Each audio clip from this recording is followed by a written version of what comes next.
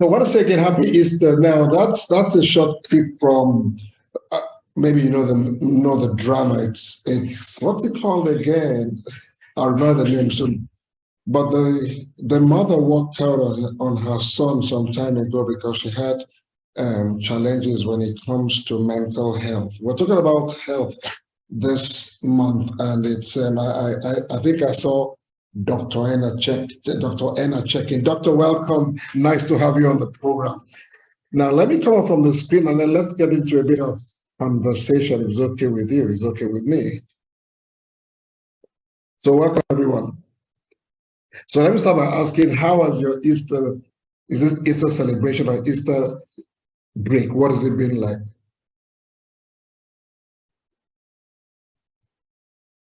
Don't tell me we got caught up with the movie. I still want to see more of the movie. So go ahead. If you can talk where you are, then you can do that. But if you can't, just go ahead and unmute yourself and go ahead and say hi. So for me, good evening, everyone. Good morning, good afternoon, for wherever you're tuning in from. So for me, it's been a very busy day, but filled with some fun too. So from church, I had a panel sitting. There was a panel sitting in church, and I happened to be one of the panelists examining some people. So from there, we went out on the family outing. From there, we hung out, watched movie, and then went back home. So as I speak right now, I'm driving to my uncle's house. But that's how my day has been. Interesting, even though quite engaging. Wow. Thank you. You're welcome. Thank you, Coach Nat. Anybody else? How's your holiday been? Are you still in the groove of the holiday?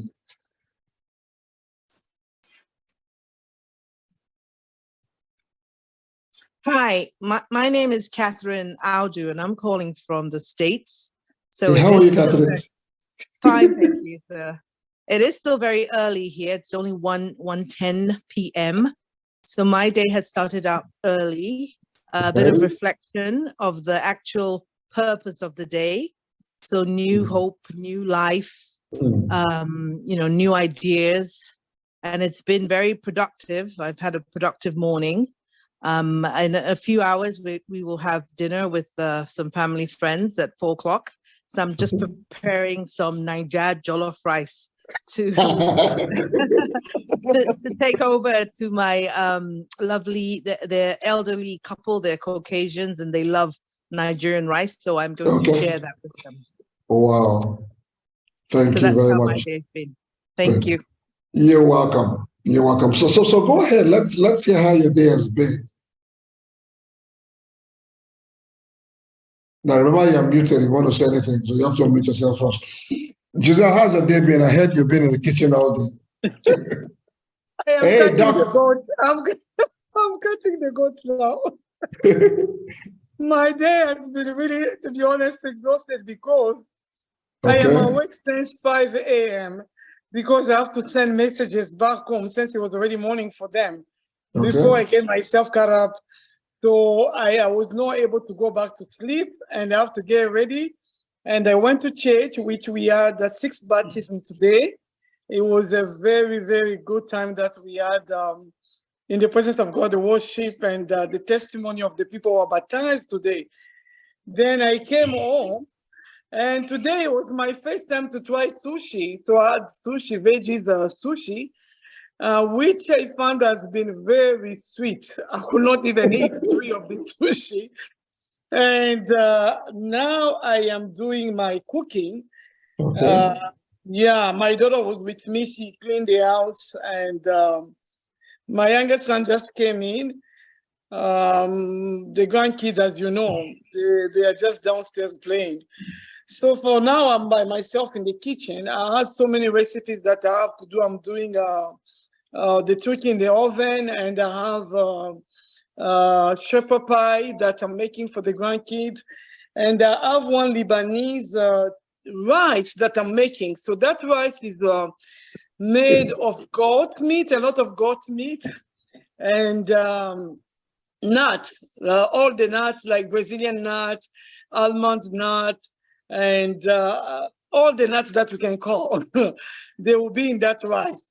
And then we'll have chicken on the barbecue, the chicken, boneless chicken in the barbecue, and salad and wine. And that is how we will end the day.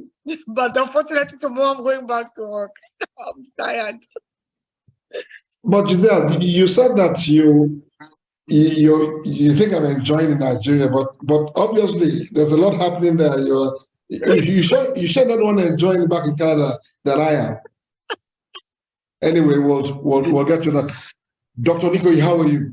And nice to finally see your face.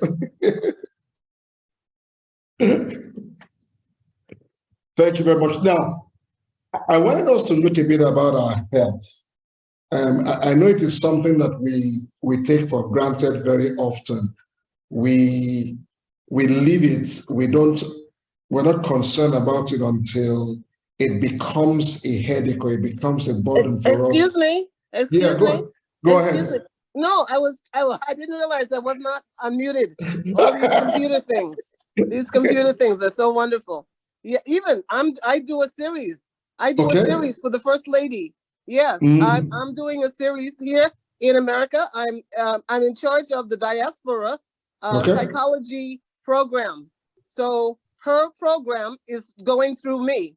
I have many psychiatrists, psychologists, and social workers that present every fourth Sunday. By I think you're in Nigeria. Yes, I am now. Yeah. Okay, beautiful, beautiful. So I'll connect you as well. I'm so happy. I'm so happy. Nice to see you. Now, I know that you've been. I mean, you've been working with people who have mental challenges. What has it been like? Because I think it's something that we don't talk about here a lot in Nigeria. It's something that it's kind of sort of a taboo for most people. Most people don't talk about it. They kind of let it slide. What has your experience been? How have people opened up to you that, hey, listen, I'm having mental issues? Oh, well, I can say for myself, I am really an anesthesiologist. Like our First Lady of Lagos State. I'm an anesthesiologist. And I am a professor of clinical research at Cornell University. So that's who I am. I practiced so much in Nigeria. So that's why Dr. Kemi knows me. I was even with her clinic for a while. Yeah, when it was very much starting. But what I can say is my daughter is a psychotherapist. So I know psychology from that side. Yes. Wow. Thank you. Well, thank you very much. Now, so let me hear from the rest of the audience. You're welcome. When you think about health, how do you store yourself now? Especially with the way things, for instance, has been pretty topsy-turvy with the election, with the no cash, with the pressures that has been happening, and it's not been an easy sale. So tell me, for those of you in Nigeria, what has it been like? How have you rammed through it? How have you psyched yourself up? So what are you doing to stay happy and to stay effective? I would love to hear that. So if you can, I'm going to keep an eye on the chat as well. If you want to chat about that, please, if where you are is quiet, you can go ahead and unmute yourself and let's see. I want to hear what's been happening at your own side of the neck of the wood.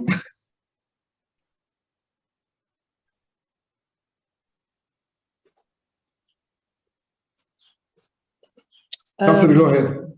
Okay. I don't live in Nigeria, but if anyone is not sharing right now, I will share because I do have family in Nigeria. So my dad is still very much around. He's alive and kicking. And I am so glad that he, prior to COVID and prior to all the other things going on, he did, he got on Facebook. He's very, very techie. So fast forward to now, and saying why I said that is that, he's very open to learning and can learn. And he was, very advanced for someone who was 87 going on 88. So when, thank you. So when this cash flow, when everything hit, it was more of a change of a mindset, which, we don't like change. And when change comes at us so quickly, everyone sort of runs away, that flight or, fear and flight mode. But he was very, very open to it. And it was like, okay, plan B, let's go digital. Let the household go digital. Let my vendors be digital, and sadly, instead of him buying from Mama Sikura down the road, he found places to go and buy stuff that he could use his, what we call it ATM card, your card, or he could do a transfer instead. So it was a quick shift of mindset while everybody was going, oh, there's no cash, or lining up at the bank, which did not make any sense. He started going, for that age, he started getting the household prepped to start going digital, to start doing transfers and just find vendors who could take his, liquid cash instead. So that was his way of curbing his mental health and, and not getting into the ruts of what everybody else was going into. Wow, it's interesting because, I kind of heard about it until I came into Lagos myself, and I've gone around, maybe because I knew that was already an issue. First of all, as you said, Kathy, a lot of people don't like change. Change is one scary thing. People think that when change comes, you're going to, mess up my schedule. You're going to throw me upside down. But change is good. As someone rightly said, change is one thing that is very constant in life. What I've done is, as Dad did, was to acclimatize. I went out yesterday. I took an Uber. I went bought gas one time, but using what is available. I mean, I even got this. Now I'm not trying to say this is the way to go, but I found out that before I came, I did a transfer to my brother sometime, and he didn't get the money for some reason. For some reason, the bank would not initiate that transfer, so I had to do it again. But the money after 12 hours came back, was reversed. So when I came, there's this other app that you can use, which is really quick. It's like real time. You get your money to yourself. You get your money instantly. What that is doing for us is staying away from cash, understanding that you don't have to have cash to do a lot of things. When this blows the way, this was the question that I was always asking. So at every time that there's a change and we begin to bring in new sets of rules, new way to do things, some people are waiting on the corner and hoping to go back to the old way. And a lot of times, that's what is shocking about it, because sometimes the old way it fades, like it's called the old way. Now, how do you want to, with what's going on now, how do you want to position yourself to go? So whether it's cash you have or no cash, whether it is it's your card you have, how are you going to adjust yourself quickly so that you can get your life back in motion? Because it doesn't matter. Some other thing would happen. I asked the question last time. I said, okay, so let's assume that you knew this was going to happen 2 weeks from now, what would you do differently? How would you prepare yourself for it? Because sometimes if we don't have that answer, guess what happens? If it happens again, it's going to catch us unawares. Right. We've got to learn the lesson, understand what it is that we need to do, add those new things or skills or apps to our life so that our lives can be easier. Trust me, it's easier to ask the Uber driver, what's your bank account, and reach your number and you send money to him and you're good and you're done. You're gone.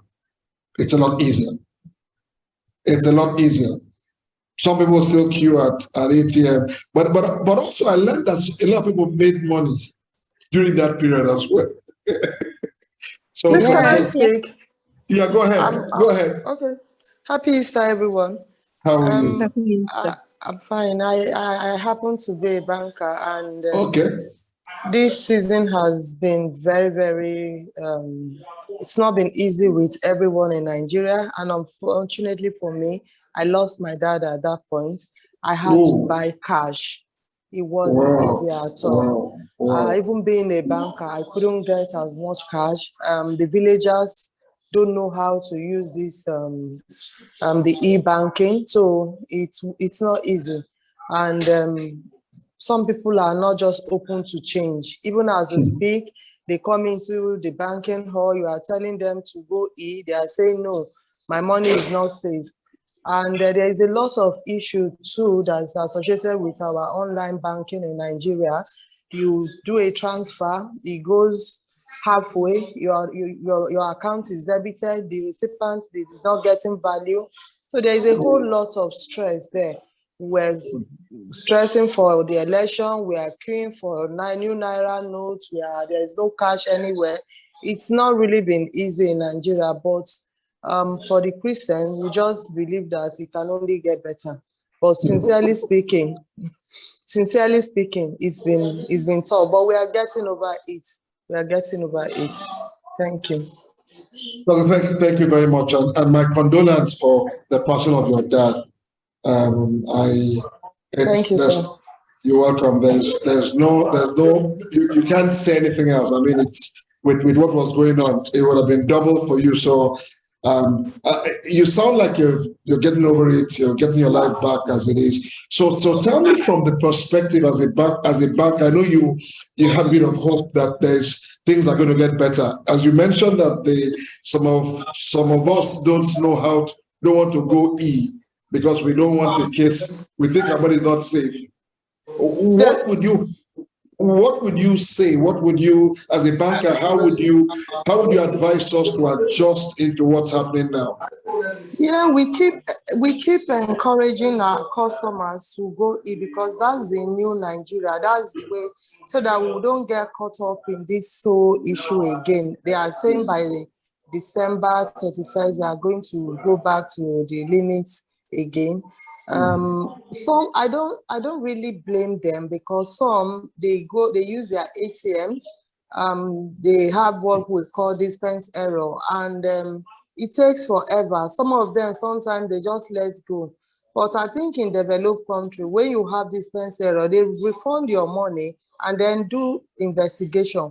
But then again, some Nigerians, if you even commit an error and post money into their account, that money is gone. You are never going to get it back again. So the bank too is just being careful not to lose funds. So it's a two-sided coin. Some Nigerians are not honest enough. The bank is not ready to lose funds. It's a new Nigeria, and we just have to keep encouraging them. We keep teaching them. Then that is even easier in cities, in Lagos, Abuja, and the likes. But when you go to villages, like those old women that have never used any form of they don't even know what to do. I happened to saw a documentary where everything they had went bad because there was no cash for them. Nobody is buying, nobody is selling. And it will take the grace of God for them to be able to raise their capital again to go back to business, really. So that's the situation we find ourselves in the country. Wow. Aniekan, if I might just chip in something quickly. Okay. I'm happy Ngozi is a banker, and you rarely see bankers telling the truth outside when it comes to these issues.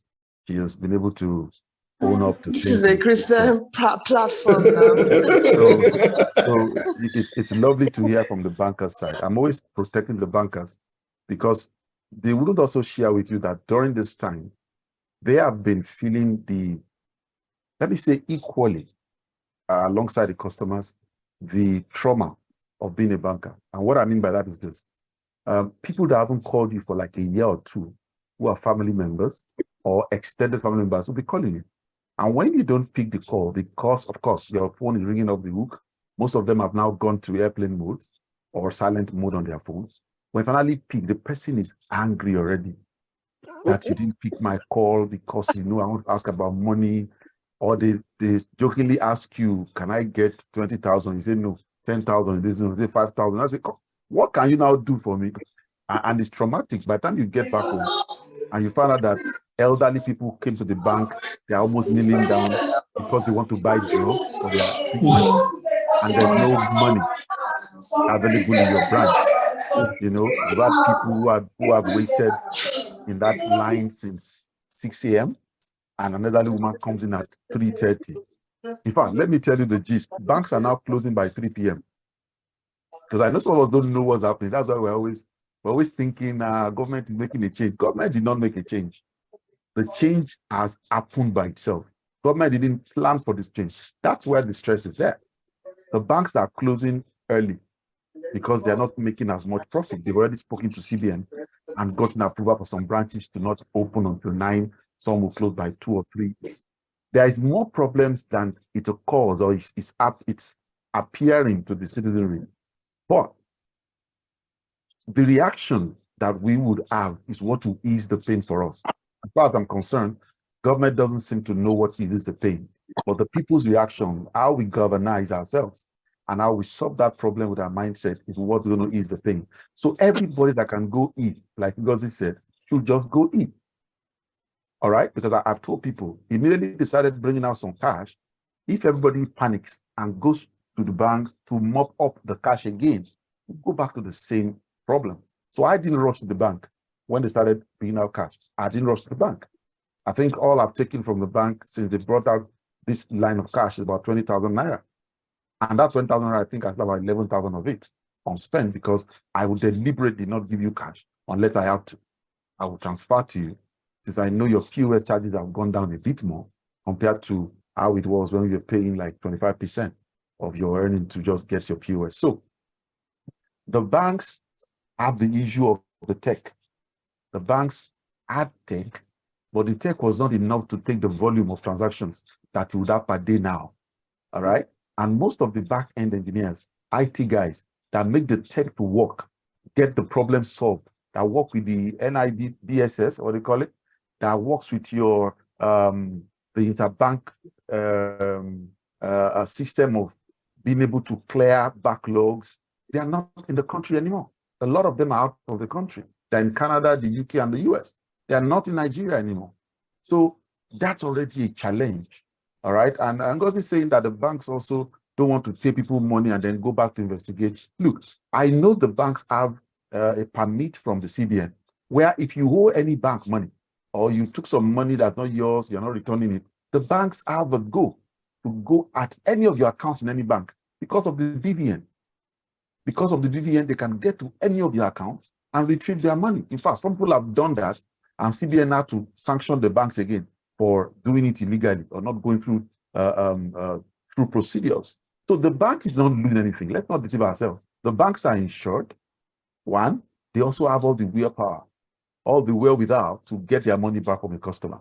But the problem is this: they also don't have the energy when it comes to manpower anymore. The banks are now working with lesser workers, lesser staff than before. Most of them are young because he's probably very good, old, and experienced. The younger ones don't care whether the banks make money or they lose money or customers make or lose money. So it's a psyche. It's a All of them psyche want to challenge. They want to just run away. So it's a psyche challenge, all right, that people are kind of almost giving up, and then you bring up another problem. But having said that, we ourselves as individuals can begin to think right and act right. If everybody refuses to take more cash than they need, the cash difference, the differentials in the need of cash will be lesser. People that have emergency need of cash will have access to it. People who are in the unbanked sectors or people who are in the villages where they don't even have the mask and the technology to run will be able to have access to the cash. Those of us that have technology, we have 2, 3 phones, we have 2, 3 accounts where we can transfer money, we'll begin to use that. But for those of us also who are afraid of internet crimes and all that, you need to be more careful. And if possible, create a new account where you just put a little amount, 10,000, 20,000 at a go. Put all your other cash into more secured zones either fixed deposit or into current accounts where it's not easy for people to get access to it. And then have only that one ATM, one debit card, so that even if you lose it, you don't lose all your account, don't lose all your money in your account. So I think that's where we need to start thinking about and educating ourselves. TBN also educating us to say, look, this is how you can protect yourself for the time being. AI now is making things a bit rowdy. AI is giving onslaught into the hands of the criminals because a lot of things are going on. Maybe we'll have time to share that later. But I think our reactions is what matters, our mindset, being able to sort some problems. The ones we can solve, let's solve them on our level. The ones that are beyond us, let's come together and find a way to make life easier for ourselves, while we'll assist all those people who we know are probably helpless or not educated enough to take charge of their own stuff. With that, we should be able to ease the pain and collectively try to make life better for ourselves. Thank you. Thank you. Thank you. Excuse me, can I say something? Go ahead, Doctor. Thank you. Yeah, I'm Dr. Aniekan. I'm here in America, but I've lived a long time in Nigeria. Yeah, so I just wanted to say, I understand everything that was just said. I do commiserate with our darling Ngozi on the passing of her father. I too have lost many wonderful cousins in Nigeria because the people didn't even believe that this COVID was real anyway. And as a medical doctor, I know that. But I was thinking that we were going to be speaking about depression. I'm sorry. I was actually ready to add to the discussion on depression, because definitely education in every sense is necessary. I can tell you, I had a free clinic in Ikorodu that was 2010 to 2015, while I was still actively doing clinical work at LASUS. So I can tell you, education, even people believe, which you know very well, that things are just sent from somewhere. It's not, okay. I mean, everything is an illness. I'm sorry. So we do have to educate our mommies and daddies. Yes, we do. In every way. In the computer, even myself, I have to learn exactly what does hosting mean. Anyway, I can just say that. It's interesting you said that, Doctor, because I just said that pressure leads to stress. Stress leads to mental issues. Mental issues is actually what goes into depression, because once you don't deal with it. But what I wanted us to do was to find out the stress factors. What are the things now, from all that we have heard, whether it's the bank, the engineers running out and all that stuff, these are all stressors for everyone living in Nigeria. Now, if you don't manage it properly, it's going to affect you mentally. If you don't manage your mental state properly, it's going to lead to depression. And that's what I want us to look at now. Because whether we like it or not, depression is real. It's very real, very, very real. Gone are the days when you could, we say we deny it, or we say the stigma behind it, it's not real. It's very real. And as Dr. Aniekan said, addressing it, finding out, okay, listen, what do we do in all of this? And I'm going to throw this at you, Dr. Aniekan. What do we do with all of this to keep ourselves healthy mentally? Well, definitely I can tell you, because here, even in America, we have a lot of destigmatization. Different groups of people, say you're looking at doing a study on a certain problem.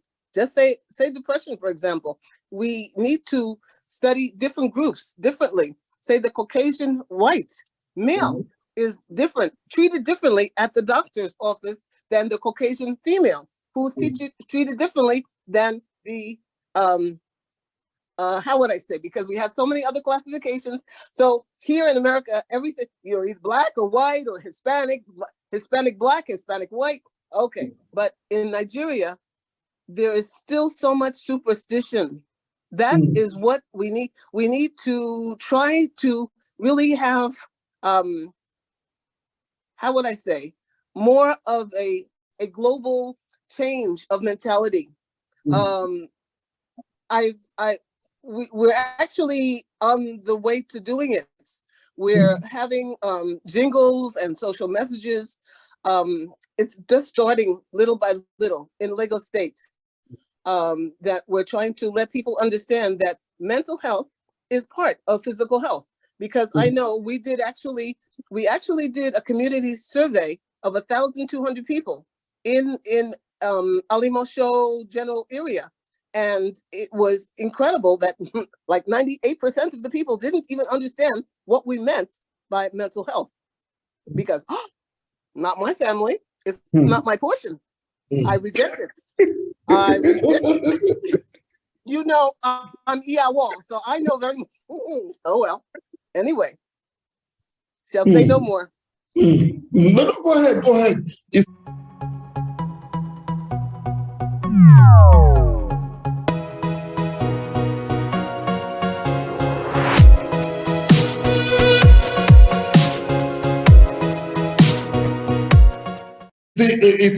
It's bitter truth, but we have to talk about it whether we like it or not. It's just because, and that's why Nasara and myself wrote the book that we wrote. It's whether we like it or not. It's become we've hidden it for a long time, but it's taking out people gradually. There was a time that it was just one suicide or the other, and people couldn't explain it. And as you said, people would say it's something from the village or something from your dad's place or your mom's place. But we're not addressing the fact that with all that is going on around us, the tendency to go into depression is even higher now than before. But when you are cognizant of the fact that, oh, listen, I need to manage my health. I need to not just eat right, but also think right. Also keep my mental state in a place where it's healthy as well. We can easily slide into depression. And it's interesting. I don't know if Coach Natalia is back that she can kind of tip in, because depression, we found out, we've had it one time or the other. When we started to look at the symptoms that are associated with depression, I realized that I'd even suffered from that, not once, not twice.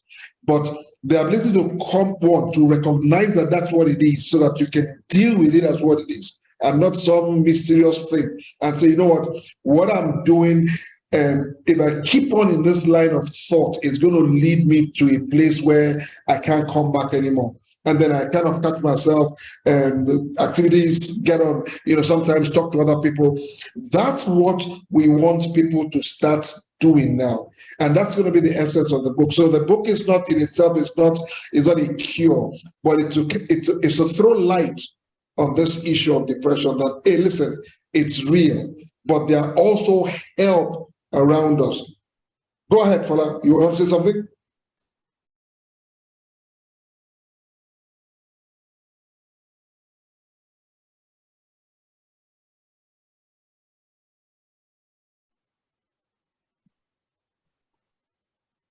Fola, you want to say something? Just go ahead, pop in, and I'll let you have the floor. But we need to talk about it, and there's nothing to be ashamed of it. There's nothing to be ashamed of it. If you've had challenges there, everyone has. If you listen to if you live in Nigeria and you know what's happening, it's stressful in itself. You don't, Coach Nasala, go ahead. You don't avoid it even because you're in Canada as well. There are factors that will stress you from when you open your eyes to when you shut your eyes in the night. There are stressors, things that will stress you. It's how you manage them and handle them that is the key. Coach Nasala, go ahead, please. Okay, thank you, Coach.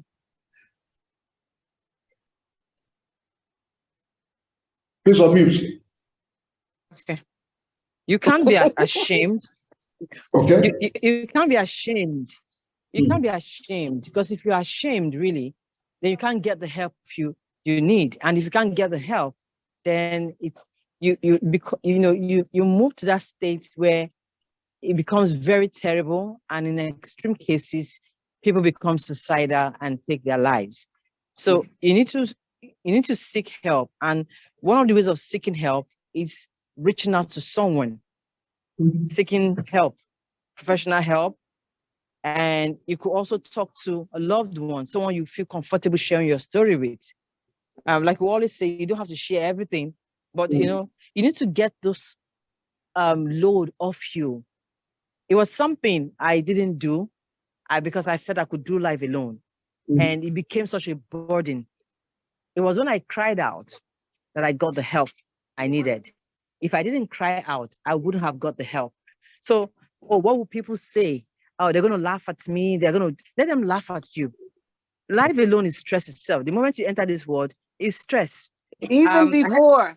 Honestly, even before. Exactly. I heard someone say, is this like a Christian group? Well, not really, but we can't help but talk about some aspect of the Bible. And I'll quickly mention one. I remember the story in Revelation where it was said the devil was cast out of heaven. And a person said, woe to the earth that such has come upon it. It was from that moment that the trouble started. So anyone coming in will have to experience it. So you just have to find a way of dealing with this. It could be reaching out to people. It could be, doing things. Like some people deal with stress by taking a walk or listening to music. I take a walk, and it depends on what is, giving me that stress. I could take a walk. I could listen to music. I could call up someone to talk to. Then it could just be watching a movie. For me, on my priority list is reaching out to someone. And I reach out to someone I can talk to and say, okay, see what I'm dealing with. And I remember I've spoken to Coach Bibi a couple of times. I've spoken to Coach Aniekan a couple of times. And I've had my elder sister. I've had a friend of mine, a Muslim, and different people. I remember talking to my husband about what I was dealing with. And he brushed it aside like, you'll be fine. Like, he wasn't listening to what I was saying. He just took it like, you're going to be fine. Everything's just tired and all. And I felt this man doesn't even understand. So he was never my go-to person at that point in time. So so this book that we wrote, I'm sure he'll be shocked, like, okay, so you actually went through this. And I would have said to him, you were not listening. And because you were not listening, I had to look for someone who would listen to me, not because they would give me 100% solution, but that moment of listening and giving an advice, it will help. Like the Naira issue we're talking about right now. I remember when Coach Bibi said something. He said, there are ways you can cope with this, and you don't have to, find someone that you trust and I also trust you, who can give you some things on credit and then you pay later. Because it wasn't about not getting cash. Even the networks were down that period. So you need to get people who trusted you, and then also just go for what you needed. I applied it and it worked. So that tension. So if one did not listen, really, you won't get. So speaking out is important. Nobody should be ashamed to do that, because when you become a nervous wreck, people will laugh at you and mock you. And we live in social media era. Your story will fly around, go viral. Even when you get better and you're healthy, history has been made, and people don't forget, because social media never forgets. So this book we have written, like Coach Aniekan said, is to actually assist people. There are a lot of people who may not be dealing with depression, but they might not even know because they have the symptom. So if, for instance, someone has not experienced it or known the symptoms or what it looks like, by reading the book alone, you have an idea, oh, so this is what depression is all about, or the signs or the symptoms. And then it can help you be able to recognize or detect when somebody else is going through. So perhaps this is what you're going through. I read the book and they talked about this. You might need to sit back and then when you talk about depression, one of the things that comes to people's minds, only women who go through depression. That's far from it. Men go through depression as well, and they manifest theirs in different ways. The anger, irritability, they just withdraw from their family. It happens to everybody, not only women. In fact, one of the men is so easily, they will start shouting, wow, wow. That is stress. They're giving it out, shouting, they might even slap somebody.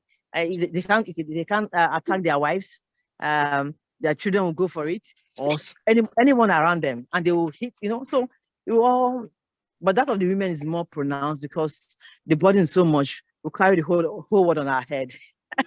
So, so basically, speak out, seek help, And there are things you could actually do that would assist you besides seeking professional help, talking to people, exercising, listening to music. There are some habits you form that would even take your mind off some of those things. And you need to have, like we always say here, have an accountability partner, somebody that can say, okay, you have taken this decision. Can you keep to it? So the person follows up to know that, okay, fine, you've made a promise, you set these goals, you need to be accountable. Someone that will say, okay, have you done what you say you're going to do? The person is, helping you to make that journey, to make that commitment, so that at the end of the day, you would have made meaningful progress. Let me pause here so that there's anyone who wants to share their thoughts on this. Thank you. Well, thank you very much. In fact, I was about to ask, but you kind of touched on that does depression only occur in women? Because sometimes I think that we think it's a female thing, and while men are giving up steam, we don't understand that we are getting into a state of depression. Now, nothing that we do as men that we keep things to ourselves. We kind of bottle things up until it gets to a time when we either explode or drop out or drop dead. Depression doesn't know male or female. It doesn't work whether you're male or female. If you are feeling under the weather sometimes, you can explain why, you need to talk to someone. You need to talk to someone. There's nothing to be ashamed about it. And that's the honest truth. Nothing. Nothing. If you had a headache and you said to someone, my head, feeling this pounding on my head, wait, are you ashamed of saying that? It's the same thing. I like what Dr. Aniekan said. Listen, it's like physical ailment. That's what it is. It's just mental. And whether we like it or not, we have to not just know that for ourselves, but be willing to educate others as well. Be willing to note the signs when you see someone who is not, let me use the word, being themselves. You can, hey, listen, can I help? And last 2 weeks ago, I remember that we're talking about how your words can steer people either right or wrong. And one thing that we took away from that program was that you need to understand that because people are going through different things in life, you have to be careful, you have to be cognizant, you have to be aware of how you speak to people. And we realize that two wrongs don't make a right. You need to understand that if someone is upset about something and you don't know what it is, you just keep your cool. Just keep your cool. If you do that, you would find out that you would be able to address, like someone said, there's a 3 second, 3 second pause that you do and all that, whatever works for you. But you need to understand that if you allow yourself go off on anything. My friend used to say something to me a long time ago. So she said to me, whatever angers you controls you. So I remember when my daughter was 4 and she would do something, I'm like, what? And then I began to ask myself, are you being controlled by a 4-year-old? I'm like, no. So when she does it, I look at her and I'll not respond. So let's learn to be proactive, not just respond to everything. I mean, because the things that are outside that are happening, as we've heard from people who understand money, who understand finance, who understand governance, who understand health, some things you can't control. Some things you can't control. So you trying to control them would be you, I don't know how to put that. You can't control something, but you can control the way you react to them. Control the way you react to them. And that's what I want us to kind of look at. When it comes to mental health, let me ask Dr. Aniekan, what have you noticed? What has been the main cause? Because I heard you say that people don't understand that, like physical ailments, mental illness is also the same thing.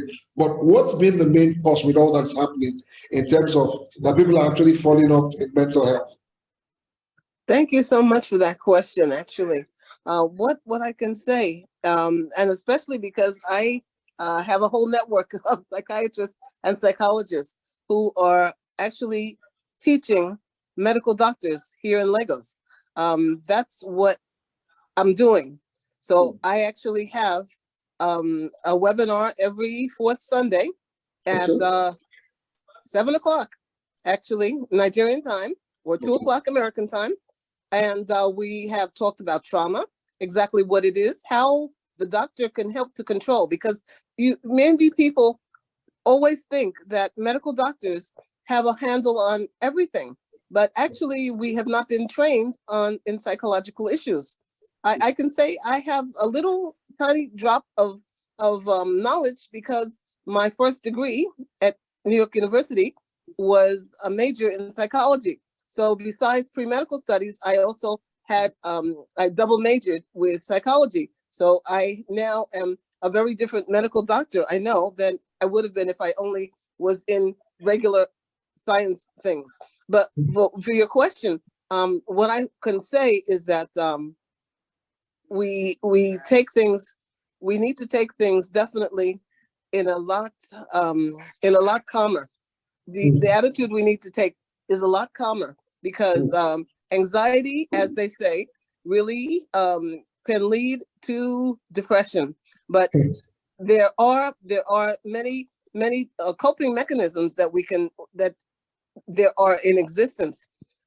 Psychiatrists, psychologists have tools specifically designed for it. So it's actually important, instead of thinking to go to a friend, it's actually better, my darling, who was talking before, because definitely your husband is not trained. He's trained in whatever field he's doing, but he's not trained, even just like the medical doctor is not actually trained how to deal with this psychological problem, because we were not given that instruction in school. So what the importance of psychological help really is to what we're trying.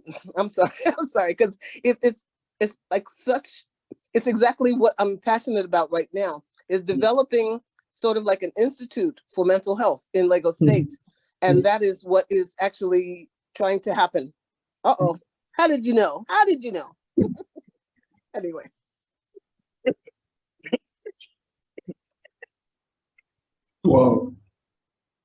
Wow. Thank you. Well, Linda, go ahead. Huge. It's a huge undertaking. And actually, I can say our First Lady, who's my girlfriend, also an anesthesiologist, who's now been reelected. Okay. Yeah, she started, Dr. Ibijokes Claudina Sanwo-Olu, that I've known since 1993, has started an NGO. And soon we will be launching the Orunzi Wellcare Foundation, but we have already done a lot of work with school children. We have started programs, and also in different parts of different levels of school. We have been reaching out to the teachers to be trained to trainers. Then I've been actually with the diaspora. Now we are actually educating medical doctors on how to deal with these problems. So it's not a small undertaking, not a small undertaking. We need partners. Come and partner with us. Come and partner with us. That's why we have our group. So yes, we will definitely be doing something with you guys and supporting as much as we can. So you've got our support. Don't worry, Doctor. Linda, go ahead.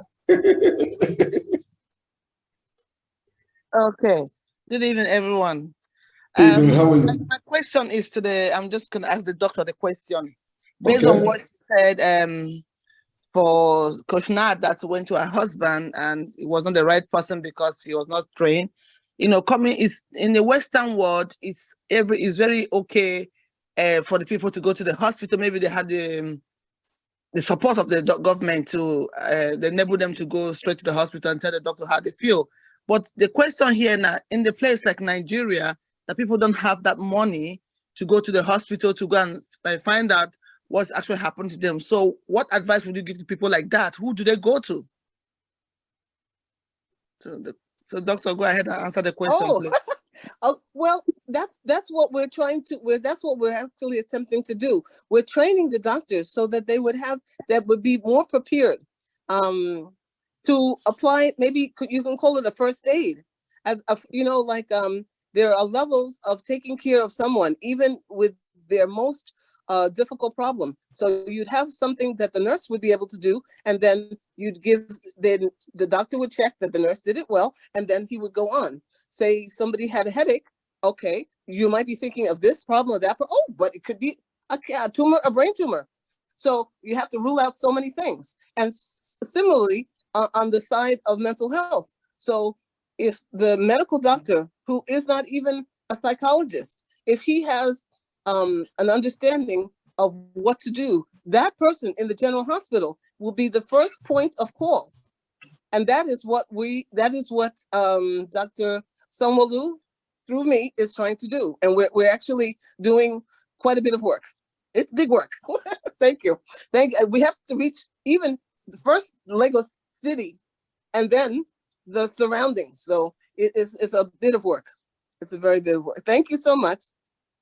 Good question. So let me ask this, Dr. Onikoyi, this work that you're doing, is it how would the public benefit from it?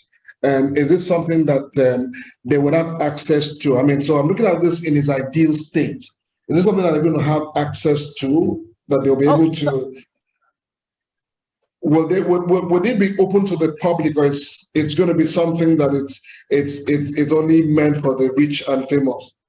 No, rich and famous. No, we'll all become rich, and we're famous in God's eyes. That's how I take it. Okay. Famous. He knows me. I know that. Okay. So what I'm saying is that right here, well, at least I'm here in New Jersey, but my second home is Lagos State. And that being the case, we're starting in Lagos State, and then I know everybody will model us in any other states. Okay. Lagos State. Okay. Kathy, go ahead. Oh, hi. This is for Dr. Onikoyi. Hi, this is Catherine Audu. Once again, I'm in the States also, alongside with you. And funny enough that you mentioned Dr. Claudiana Sanwo-Olu.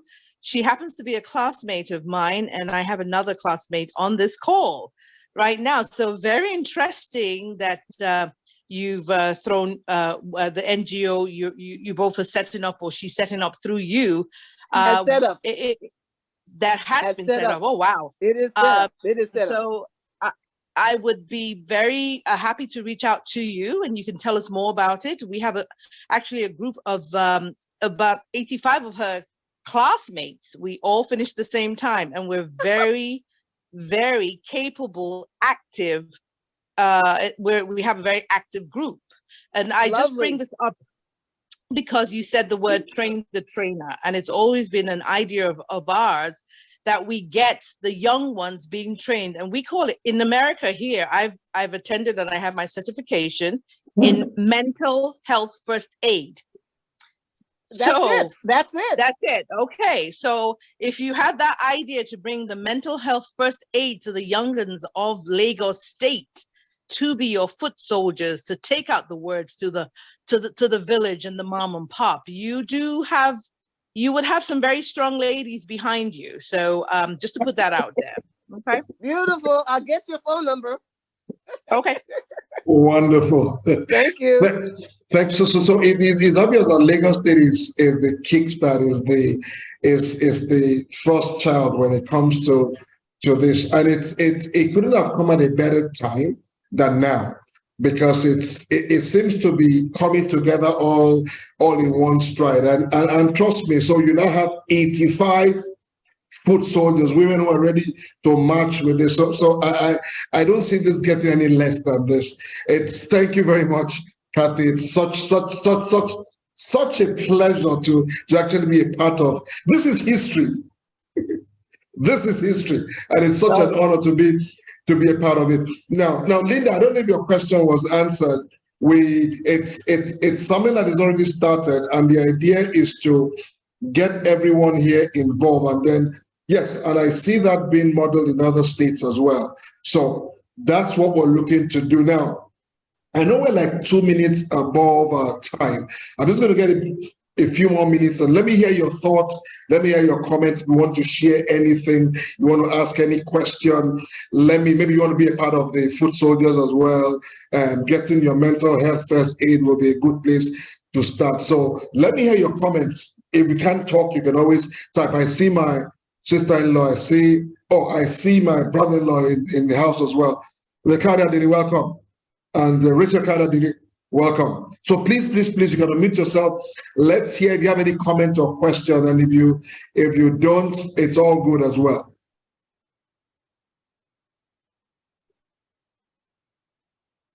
Wonderful. Any final thoughts, Dr. Aniekan? Well, I can tell you that you actually have my number through my good friend, Dr. Kemi. That's right. So please give it to my new good friend. I will. I will. I'll do that. Have a beautiful, wonderful. Happy Easter. Happy Easter. All right. Now, without any further ado, so let me tell you a bit about what's happening next week, Saturday. And if you permit me, let me see if I can I'm going to pull up my screen again, and then we'll go into the nitty-gritty. Okay? Now, next week, Saturday, Coach Nat and myself, as we said, we wrote a book. It's pretty simple. I know we've heard about this, but let me leave a few thoughts as we go into, I know tomorrow is holiday, and then after that, we'll get back to work. He who has health has hope, Thomas said. And he who has hope has everything. Health is not valued until sickness comes. We don't have to wait for sickness to determine our health. So these two young folks wrote this book. It's called 7 Easy Steps to Handle Depression That Many Don't Know. We've made the book easy to read, easy to digest, and this is the invite. So some of you will be getting this invite to attend either physically or attend online. We will make that available to you for those who are in Lagos and who will be attending physically. And that's what it's been like. Now, 2 things to take note if you want to mark that down. Every Wednesday, so this Wednesday, we're going to have real conversation with Coach Aniekan and Coach Natalia. And what we tend to do there is really go into depression in that 1 hour. So that's what we'll do this weekend. Saturday, mark your calendar. It's 11 a.m. Nigerian time. It's about 6 or 7 Eastern Standard Time. But we'll share that invite so you can either tune in online. But we want that out. We want that in the hands of as many readers as we can get to, so we can create this awareness around depression, the stigma, the trauma that surrounds it. And then the more enlightened we are, as Coach Onikoye had said, the more you enlighten, the more you can watch for not just yourself, but also your loved ones as well. And when you see signs that are pointing towards that, you know what to do, you know what not to do, and you know how to watch how you talk to people. So remember, anyone could be going through anything at this time in life. So you want to be a bit more kind. You have to be, don't just be kind on Sundays, but just make it as a general rule. Sometimes someone comes in, I don't understand why they're doing what they are doing. I kind of look at it and, well, I don't know what's happening here, but let's assume that, let's take it like, let's give a benefit of a doubt. Let's be quick to forgive. Because as we take care of ourselves, then we can live healthy enough to do what? To take care of others and to also fulfill the reason that we are here on earth. So thank you very much for tuning in. If we didn't hear your voice, I'm glad that you did tune in. Thank you very much and have a wonderful Easter. Bye-bye and happy Easter. Happy Easter, everyone. Happy Easter. Nice meeting you all. everyone. God bless you.